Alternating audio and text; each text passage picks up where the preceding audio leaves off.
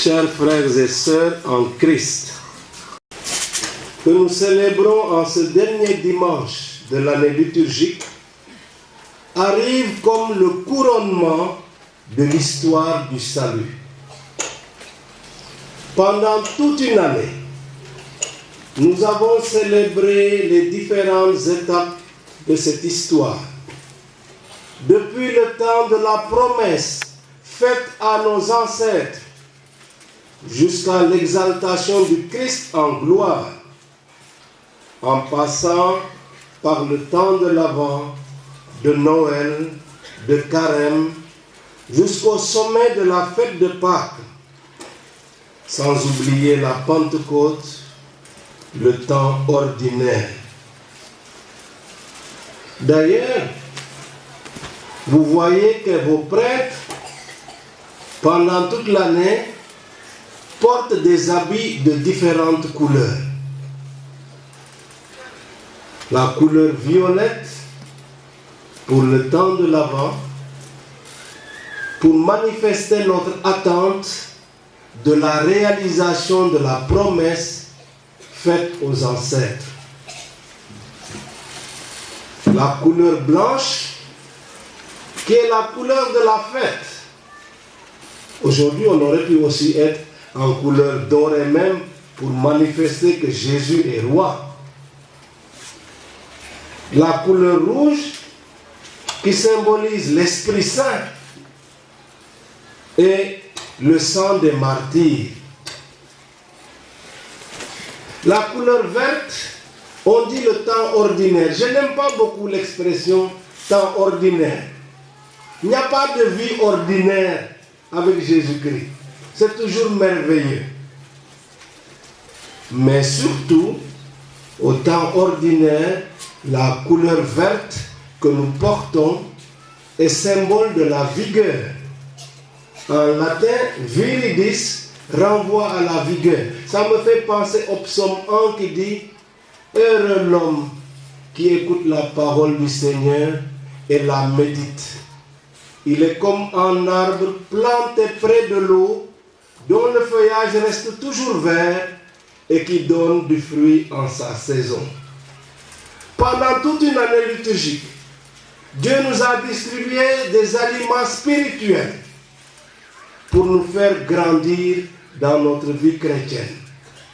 Et aujourd'hui, c'est le couronnement de tout un parcours chrétien que nous avons fait depuis le temps de l'Avent l'année dernière. Alors, chers amis, je trouve que c'est merveilleux d'utiliser ces différentes couleurs parce que notre vie est faite de couleurs différentes. Vous voyez ici l'assemblée que nous sommes. Pourquoi elle est belle? Parce qu'il y a toutes les couleurs là.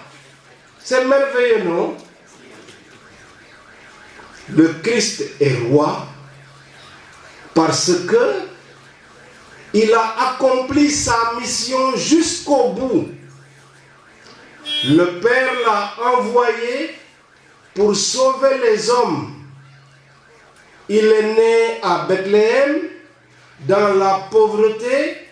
Il a grandi à Nazareth. À 30 ans, il a commencé son ministère, annoncer l'évangile dans les villes et les villages, attirant les foules, mais suscitant aussi de la haine et de l'opposition. Et au terme, qu'est-ce qui va se passer? Il va se faire arrêter à Jérusalem, jugé, condamné, crucifié, mort en croix et enseveli. Et quand on croit que toute l'histoire est terminée, Dieu ressuscite son Fils Jésus-Christ et l'établit dans sa gloire. Donc le Christ est roi parce qu'il a accompli sa mission jusqu'au bout. Bien sûr, il est roi aussi parce que comme nous le lisons dans le prologue de Saint Jean, il est le Verbe de Dieu, de toute éternité, Dieu à côté de Dieu. Comme Dieu, il est roi, créateur de l'univers. Mais le Christ est roi d'une autre manière, d'une manière souffrante. Pilate l'a jugé et pour se moquer de lui, il l'a affublé d'un manteau rouge. Tu prétends être roi, eh bien on va te décorer en roi. Et les soldats romains viennent et ils s'agenouillent, ils le giflent, ils crachent sur lui et lui disent salut, toi le roi. Des fanatiques s'en sont mêlés et ont donc ridiculisé celui qu'on disait être le roi des Juifs. Mais c'est dans cet abaissement, jusqu'au tréfonds de notre condition, que Jésus a donné la preuve de sa divinité. Chers amis, il est heureux que cette fête du Christ roi coïncide avec le lancement officiel de la fondation paroissiale Sainte-Élisabeth de Mbourg.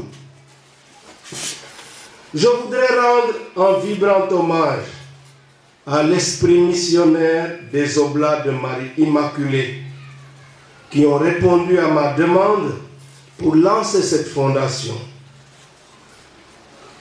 Nous apprécions leur charisme et leur savoir-faire apostolique.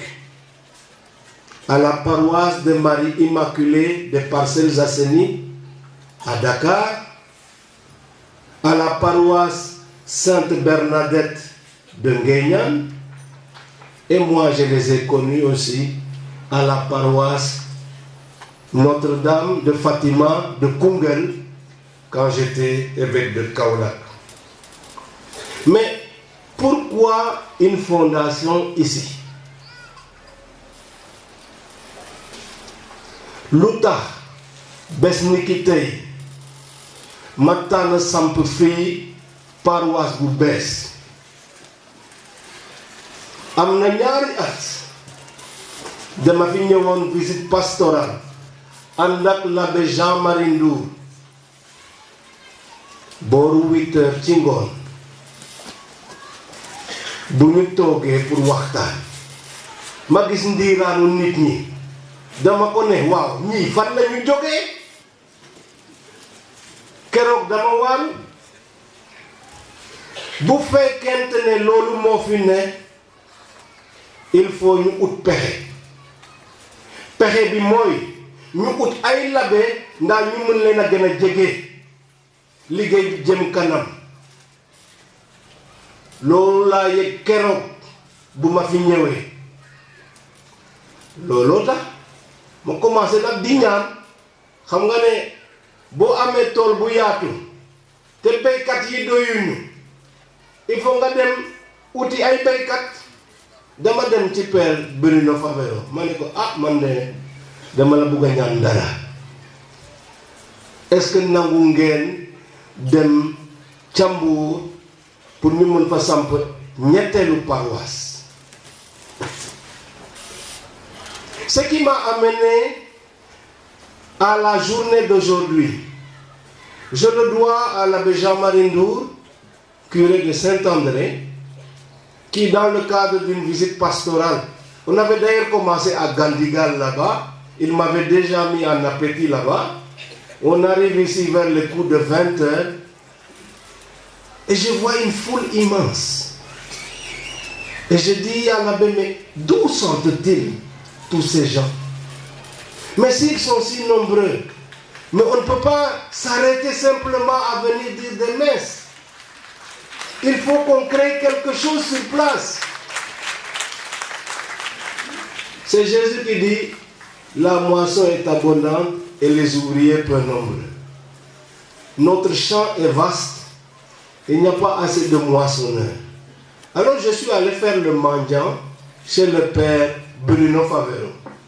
Je lui ai dit, Père, il faut que tu m'aides.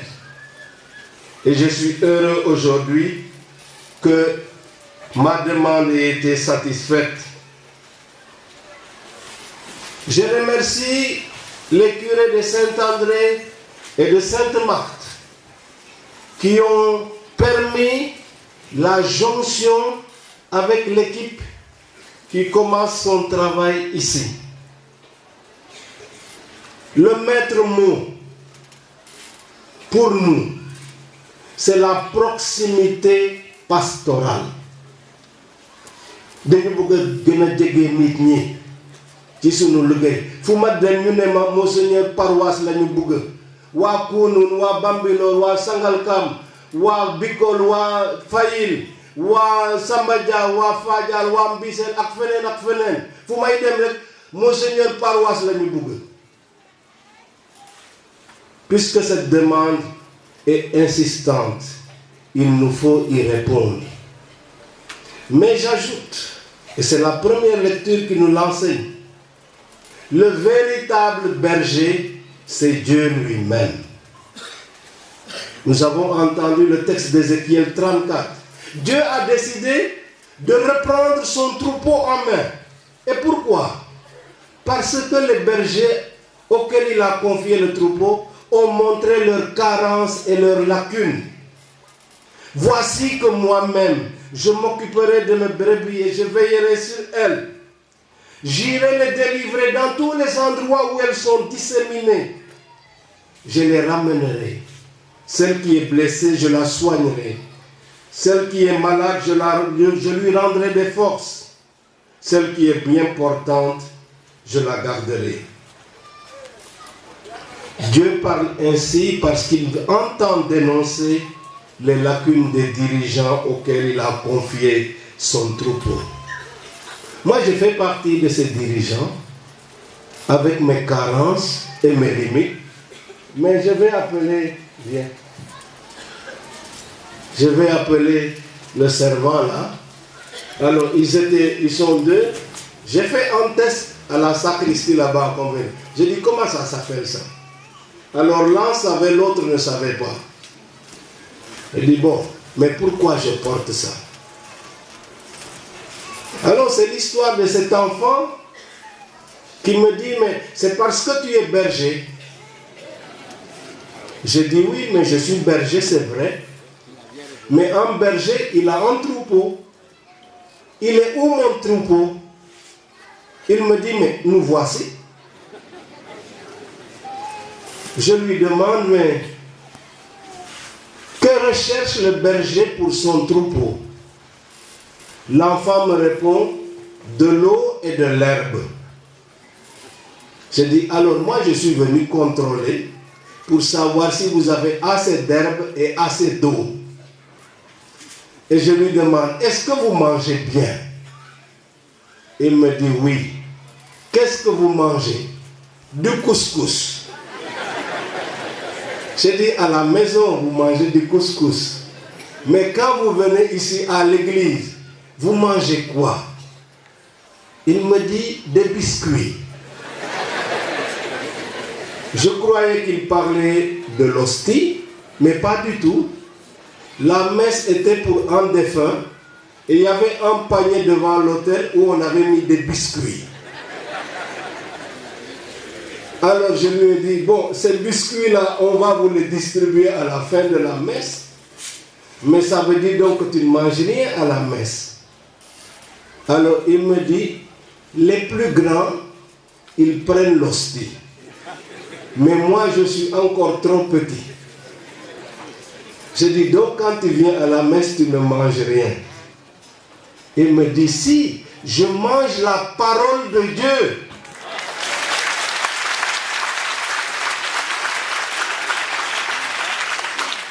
La vérité peut sortir de la bouche des enfants. Oui, le Seigneur est notre berger. Nous ne manquons de rien avec lui.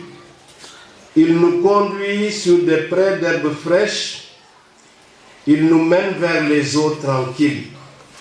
Jésus a dit même, je suis le bon pasteur. Le bon pasteur connaît ses brebis. Et ses brebis le connaissent. Le bon pasteur donne sa vie pour ses brebis. Autour de Jésus, qui vous rassemble dans la richesse de vos différences. Soyez ici un seul troupeau sous la conduite Victor, Kai, Jean-Maurice Kai.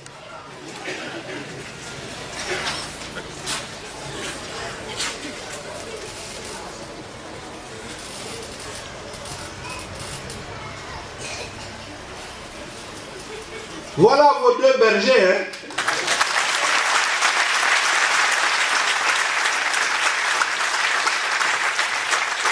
Ils sont chargés de vous accompagner, de vous conduire là où il y a de l'herbe fraîche et de l'eau. Ils vont vous visiter, car l'Église, c'est vous la communauté d'abord, avant d'être le lieu où on se rassemble. Alors accueillez-les bien, donnez-leur du courage pour qu'ils puissent aller de l'avant.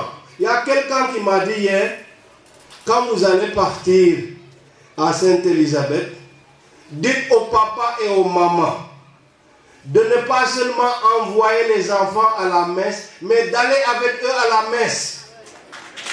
Merci.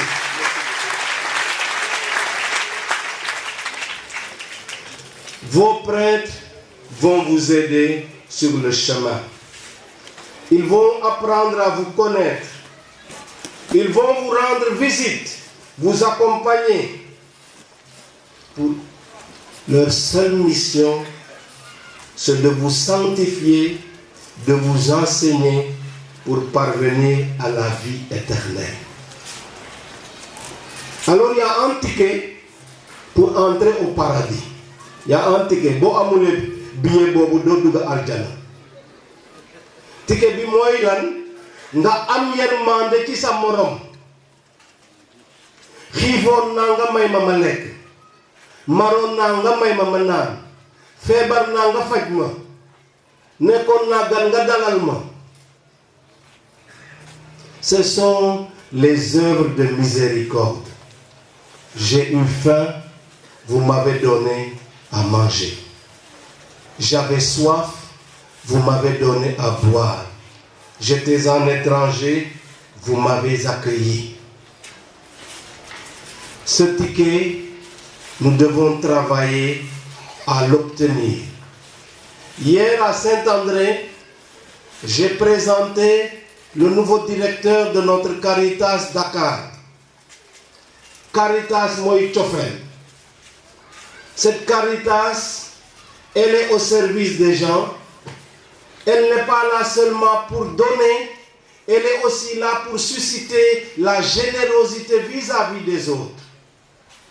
Nous ne sommes pas seulement les bénéficiaires de la Caritas, nous devons en être les acteurs en faisant les œuvres de miséricorde. Chers fidèles du Christ, je fonde beaucoup d'espoir sur cette nouvelle fondation. Vous avez maintenant la grâce d'avoir des prêtres à demeure qui habitent avec vous dans un village qui demandait qu'il y ait une paroisse là-bas. On m'a dit, Monseigneur, ce qu'on veut, quand on se lève le matin, on sait que le prêtre, il se lève avec nous. Quand on va se coucher, on sait qu'il va se coucher aussi avec nous dans le village. Vous avez maintenant ces prêtres à demeure. Mais il faut bâtir la communauté chrétienne. Ce que le Père Bruno disait tout à l'heure me paraît très important. Ce n'est pas d'abord les infrastructures, construire de grands bâtiments qui est le plus important. C'est d'abord de former la communauté dans sa différence. te loolu pour mu am dafa laaj ñu xam ne ci biir jàngu bi amul ne njaago la séeréer la wolof la pël la wala mankaay la wala manjaago loolu amul ci jàngu bi siisaate amul ci jàngu bi ñun ñépp a yem ci kanamu Yeesu Krista kon nag nañu fexe ba tabax ci li gën a baax ci li gën a rafet ci li gën a dëgër suñu communauté chrétienne. Quand vous êtes rassemblés en mon nom, dit Jésus, je suis au milieu de vous. Que Sainte Élisabeth vous accompagne sur ce chemin et qu'elle vous obtienne de la part du Seigneur d'abondantes grâces. waajur yi bu fekkente ne son doom yi dañu bëgg a nekk l'abbé wala frère wala sœur ngeen bañ leen a tere. ca fan yàlla maa ngi woon visite pastorale ca paroisse Pikine. dafa am benn CEB communauté ecclésiale de base 128 familles ñoo fa nekk 127 yi ay njaago ma ne waaw ana labe njaago yi waa njaago yi may leen ma labe du noonu amen.